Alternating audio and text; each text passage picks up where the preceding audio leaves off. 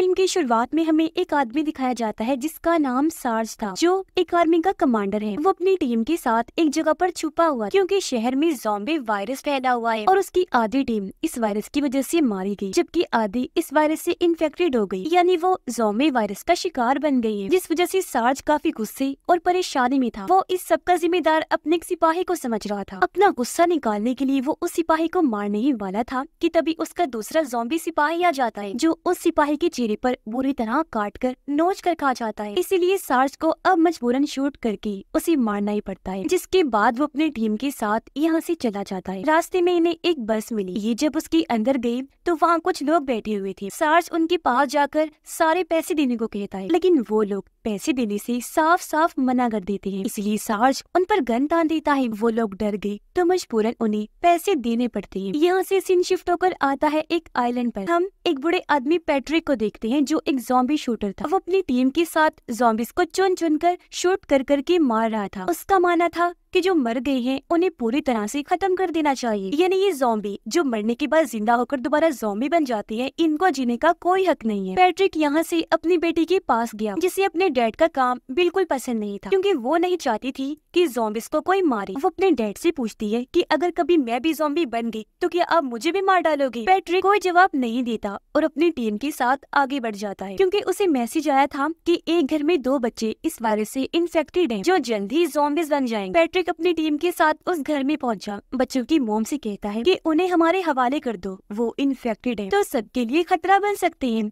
हम उन्हें शूट करने आए हैं। लेकिन बच्चों की मोम उन्हें बच्चे देने से साफ साफ मना कर देती है। यही नहीं बल्कि उन पर गन भी तान लेती है। ये देखकर पैट्रिक और उसकी टीम औरत को ही शूट कर देती है, जिससे वो मौके पर ही मारी जाती है। उसका हस्बैंड जल्दी से वहाँ पर आ गया। अपनी वाइफ के मरने पर बहुत रोया। कहता है, अरे जालिमो, ये तुमने क्या कर दिया? लेकिन पैट्रिक को इस चीज से कोई फर्क नहीं पड़ता, इसीलिए वो बिना कोई जवाब दिए ऊपर जाने लगा बच्चों के कमरे में। लेकिन पैट्रिक उन बच्चों पर गोली नहीं चला पाता, क्योंकि जाहिर है वो भी एक बाप है। इसीलिए वो अपनी टीम के लोगों को उन दोनों बच्चों को मारने को कहता है, पर किसी में भी हिम्मत नहीं होती, वो आगे भी नहीं बढ़ पाते। इतनी ही देर में पैट्रिक और उसकी टीम को रोकने यहाँ एक गुंडा भी अपनी टीम के साथ आ जाता है, क्योंकि वो नहीं चाहता था कि इस आइलैंड पर कोई भी किसी भी ज़ॉम्बी को मारे। इसीलिए वो पैट्रिक और उसकी टीम को इन बच्चों को मारने से भी मना करता है और साथ ही यहाँ से जाने को कहता है। धमकाने लगा कि ये काम छोड़ दो वरना अच्छा नहीं होगा। लेकिन जब पैट्रिक गुंडे की बात नहीं मानता तो वो पैट्रिक समेत उसकी पूरी टीम को मारने का फैसला करता है। इससे पहले ऐसा करता,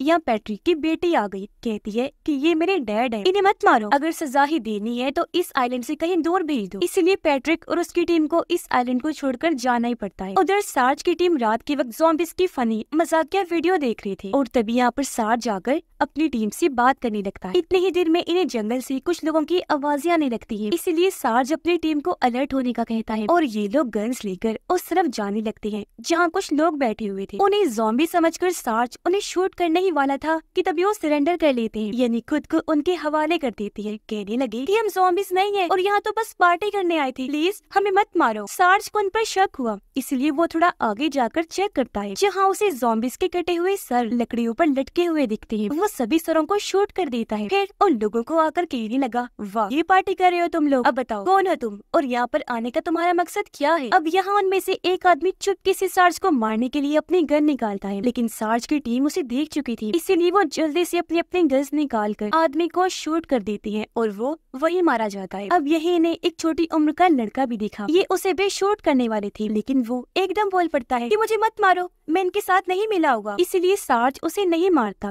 और ये उसे भी अपने साथ लेकर आगे बढ़ जाते हैं। लड़का इन्हें एक जीप पे लेकर जाता है, जिसके अंदर एक लॉकर था। लॉकर में ढेर सारे पैसे थे, जिसकी चाबी सिर्फ लड़के के पास थी। लड़का इन्हें क्योंकि पैसे देना नहीं चाहता था, इसलिए वो यहाँ इस तरह जाहिर करता है कि मैंने चाबी गुम कर दी है। वो झूठ बोल रहा था। उन लोगों ने भी यकीन कर लिया, इसीलिए वो चुपके से चाबी को अपनी जेब में रख लेता है। लेकिन उसे ऐसे करते हुए सार्ज ने देख लिया था, पर फिलहाल वो कुछ नहीं कहता। और अब ये लोग किसी महफूज जगह पर जाने का फैसला करते हैं। जीप में बैठकर वहाँ से आगे बढ़ जाते हैं। लड़का इन्हें उसी आइलैंड के बारे में बताता है और पैट्रिक की वीडियो दिखाता है, जिसमें पैट्रिक कहता है कि ये आइलैंड सबसे महफूज जगह है, अगर यहाँ कोई आना चाहता है तो बिना सोचे आ सकता है, यहाँ कर रह सकता है। ये देखकर सार्ज कहता है कि हम इसी आइलैंड पर ही जाएंगे, इसीलिए उसकी टीम उसी तरफ निकल जाती। रात को जब वो लड़का सो रहा था तो सार्ज उसकी जेब से चाबियां निकालकर अपने पास रख लेता है। ये लोग अब आइलैंड पर जाने बचाने के लिए समंदर किनारे बने शेल्टर में आ गई, जहाँ पैट्रिक अपनी टीम के साथ पहले से ही रह रहा था। यहाँ पैट्रिक सार्ज से कहता है कि अगर तुम्हें आगे जाना है तो अपने सारे पैसे हमें देने होंगे, लेकिन सार्ज ने साफ साफ मना कर दिया कि पैसे दे दूं, नो कभी नहीं। अब सार्ज को एक बड़ी सी शिप दिखाई देती है, इसलिए ये उस तरफ जाने लगती है, लेकिन ये देखकर पैट्रिक की टीम भी नहीं रुकती और वो इन पर अंधाधुंध गोलियां बरसाने लगती है। तो मजबूरन सार्ज को अपनी टीम के साथ जीप में वापस आना ही पड़ता है। पर सार्ज की टीम का एक आदमी शिप तक पहुंचने के लिए जीप से सीधा पानी में ही कूद जाता है। पानी में वो जब आगे बढ़ रहा था तो पैट्रिक की टीम उसकी भी जान नहीं छोड़ती, वो पानी में ही उस पर भी गोलीबारी करने लगती है, लेकिन वो जैसी तैसी उनके हर शॉट से बच जाता है। इस मुसीबत से बचा ही था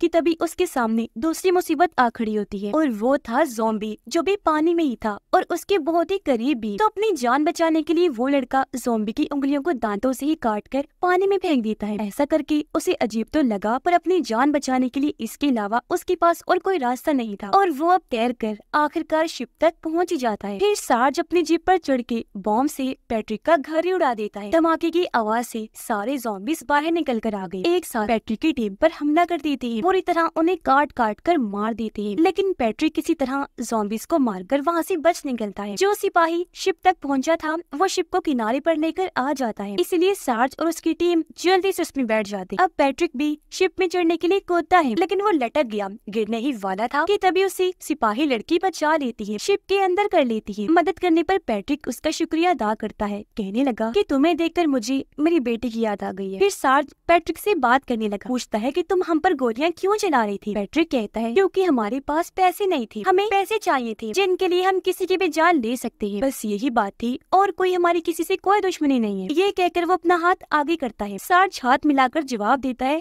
लेकिन इस उम्र में भी तुम काफी स्मार्ट हो, मुझे तुम्हारी बातें रवैया काफी अच्छा लगा। जो कहकर वो पैट्रिक को भी अपने साथ रख लेता है। अब जिस सिपाही ने ज़ॉम्बी की उंगलियां दांतों से काटी थी, जो शिप लेकर आया था, वो जब शिप को चला रहा था तो अंदर से उसकी हालत खराब होने लगती है। सिपाही लड़की को उसकी तबीयत में गड़बड़ी लगी, इसलिए वो पूछ ही लेती है कि तुम ठीक तो हो ना, कोई मसला तो नहीं है तुम्हारे साथ। जिस पर वो हाँ में जवाब देता है कि हाँ मैं बिल्कुल ठीक हूँ। पर वो ये बात किसी को नहीं बताता कि अंदर ही अंदर मैं भी ज़ॉम्बी वायरस से इन्फेक्टेड हो रहा हूँ और ऐसा होने की वजह उसका ज़ॉम्बी को काटना था। और अब सार्ज अपनी टीम के साथ मिलकर शिप के सभी ज़ॉम्बीज़ को मार देता है। पैट्रिक सार्ज को उस आइलैंड के बारे में बताने लगा कि वो जगह बहुत ही अच्छी और महफूज है, लेकिन फिलहाल एक गुंडे का वहाँ पर राज है। अगर हम इतनी बड़ी शिप में बैठकर उस आइलैंड पर जाएंगे तो गुंडे को हमारे आने का पता चल जाएगा, फिर वो हमें मार भी सकता है। इसीलिए अभी सारे लोग छोटी कश्ती में बैठकर उस आइलैंड पर जाने के लिए निकल जाते हैं। कुछ देर का सफर करने के बाद आखिरकार ये उस आइलैंड पर पहुँच जाते हैं। यहाँ आकर इन्होंने देखा कि गुंडे ने ज़ॉम्बी को मारा नहीं है, बल्कि उन्हें बांध के रखा हुआ है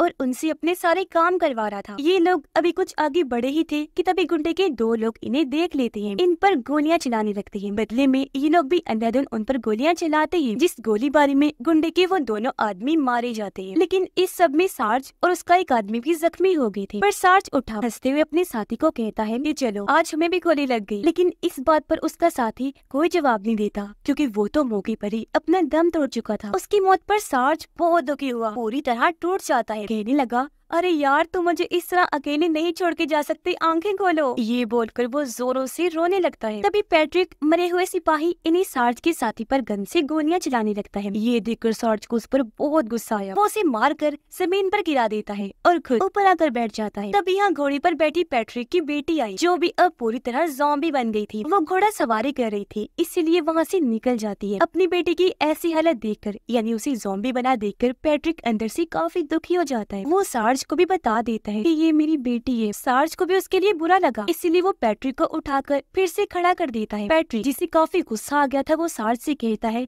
कि मैं अब गुंडे को नहीं छोड़ूंगा, उसकी जान लेकर ही रहूंगा, क्योंकि मेरी बेटी के ज़ॉम्बी बनने की वजह सिर्फ और सिर्फ वही है। क्योंकि अगर वो मुझे सभी ज़ॉम्बीज़ को मारने देता तो एक भी ज़ॉम्बी जिंदा न बचता और आज मेरी बेटी भी ज़ॉम्बी न बनती। मैं अब उसे किसी सूरत नहीं छोड़ूंगा। फिर कहने लगा कि मैं उसे बस मारने जाने ही वाला हूँ। गुंडा जो कि अपने घर में बैठा हुआ, तभी उसके पास एक आदमी आकर बताता है कि ज़ॉम्बीज़ कुछ भी नहीं खा रही, क्योंकि उन्हें इंसानों को खाना है। ये सुनकर गुंडा उस आदमी के साथ अपनी पोल्ट्री फार्म में गया, जहाँ उसने सभी जानवरों को रखा हुआ था। वो ज़ॉम्बीज़ को पिग खाने को देता है, लेकिन हैरत ज़ॉम्बीज़ वो भी नहीं खा रही थी। ये देखकर गुंडे को काफी गुस्सा आ गया, इसीलिए वो शूट करके इन ज़ॉम्बीज़ को ही मार देता है। फिर अपने आदमी को कहता है कि जाओ और पैट्रिक की ज़ॉम्बी बेटी को लेकर आओ, हमें उस पर कुछ टेस्ट वगैरह करने हैं। सार्ज अपनी टीम के साथ जब एक घर में था तो इन्हें पता चला कि वो सिपाही जो ज़ॉम्बी बन रहा था वो अचानक से गायब हो गया है। इसीलिए वो सिपाही लड़की उसे ढूंढने गई। जंगल में कुछ दूरी पर वो उसे मिल भी जाता है, जो धीरे धीरे ज़ॉम्बी बन रहा था। सिपाही लड़की उसके पास गई, जिसे वो यहाँ से जाने का कहता है, क्योंकि वो गन से खुद को शूट करके अपनी जान लेने वाला था।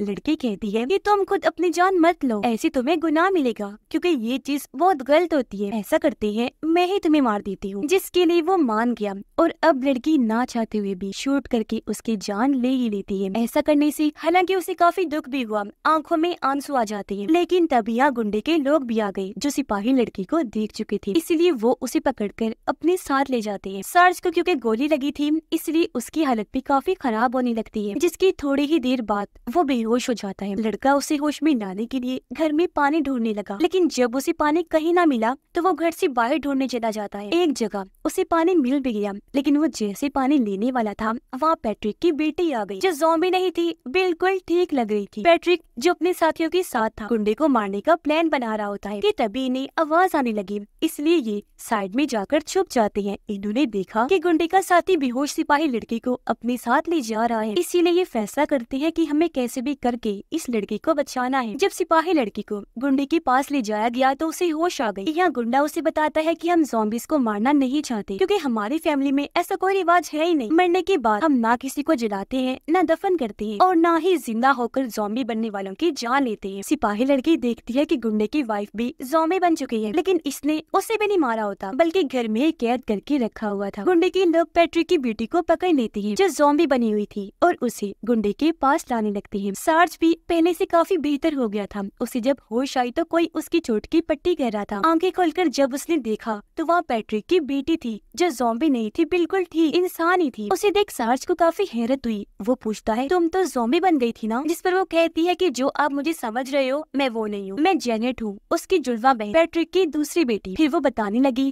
कि क्योंकि मेरे डैड ज़ॉम्बीज़ को मारते हैं, इसलिए मैं उन्हें पसंद नहीं करती। इस पर सार्ज उसे कहता है कि ये तुम ठीक नहीं कर रही, अपने डैड को गलत समझ रही हो, वो बहुत ही अच्छे आदमी है। ज़ॉम्बीज़ को भी इसलिए मारते हैं ताकि वो बाद में किसी के लिए खतरा न बन जाए। इतनी ही देर में यहाँ पैट्रिक भी अपने साथियों के साथ आ जाता है। सार्ज को बताता है कि तुम्हारे सिपाही साथी को गुंडे के लोग अपने साथ उठाकर ले गए हैं, और अब हमें कैसे भी करके उसे बचाना चाहिए। फिर वो अपनी बेटी जेनेट को कहते हैं कि तुमने हमेशा मुझे गलत समझा बेटा। उस दिन अगर मैं ज़ॉम्बीज़ को मार देता तो आज तुम्हारी बहन सही होती, इन्हें इंसान ही होती, ज़ॉम्बी में ना बदलती। मैं तुमसे और तुम्हारी बहन दोनों से बहुत प्यार करता हूँ, लेकिन अफसोस है आज तक तुम मुझे समझ ही नहीं पाई। ये कहकर वो सिपाही लड़की को बचाने के लिए निकल जाते हैं। उनके साथ जेनेट भी जाने लगी, लेकिन पैट्रिक उसे अपने साथ आने से मना कर देते हैं, क्योंकि जेनेट की जान को भी खतरा हो सकता था। और अब ये लोग वहाँ जैसे ही पहुँचे, गुंडा उन्हें देख लेता है, इसलिए सार्ज लड़के को लॉकर की चाबी वापस देते हुए कहता है कि ये लो और यहाँ से भाग जाओ, उन पैसों से अच्छी जिंदगी जीना बेटा। जबकि सार्ज खुद पैट्रिक और उनकी टीम्स सरेंडर कर देते हैं, खुद को उनके हवाले करके अपनी अपनी गन्स रख के ये आगे बढ़ जाते हैं। पैट्रिक देखता है कि गुंडे ने मेरी दूसरी ज़ॉम्बी बेटी को जानवरों के साथ फार्म में बांधा हुआ है। गुंडे ने वहाँ घोड़ों को भी छोड़ा हुआ है, ये देखने के लिए कि ज़ॉम्बीज़ घोड़े भी खाते हैं या नहीं। जेनेट जब वापस अपने घोड़े के पास जा रही थी तो उसे वही लड़का मिल जाता है जिसे सार्ज ने ही भेजा था। वो उसे बता देता है कि सार्ज और पैट्रिक ने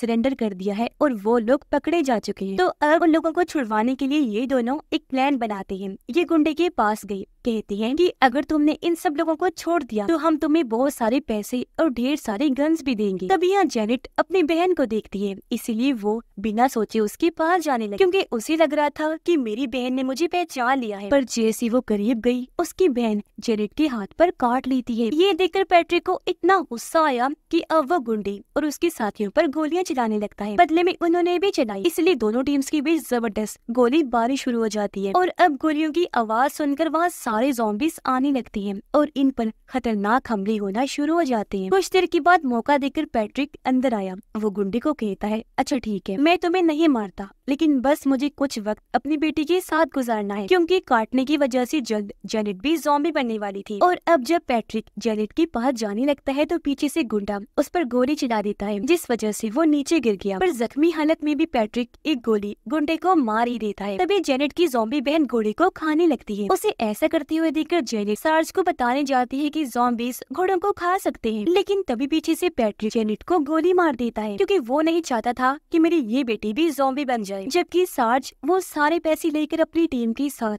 इस आइलैंड से निकल जाता है और आइलैंड पर पैट्रिक और गुंडा भी ज़ॉम्बी बन जाते हैं। और इसी के साथ ही इस फिल्म की कहानी भी यहीं पर खत्म हो जाती है।